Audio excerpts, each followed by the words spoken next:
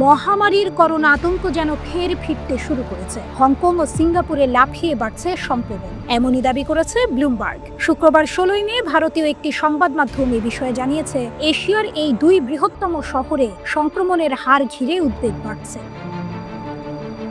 হংকংয়ে 3 মে পর্যন্ত করোনায় মৃত্যু হয়েছে 21 জনের। হাসপাতালে বাড়ছে আক্রান্তদের ভিড়। আর সিঙ্গাপুরে গত সপ্তাহের তুলনায় 28% বেড়েছে সংক্রমণ। মে মাসের প্রথম সপ্তাহেই তা পৌঁছেছে 14,200-এ। তাদের মধ্যে হাসপাতালে ভর্তির হার 30%। গত এক বছরের পরিসংখ্যানে সংখ্যাটি সর্বাধিক। তবে প্রশাসন জানাচ্ছে, এখন পর্যন্ত এমন প্রমাণ মেলেনি যে নতুন ভ্যারিয়েন্ট বেশি সংক্রামক। এদিকে পরিস্থিতি ভালো নয় চীনেরও।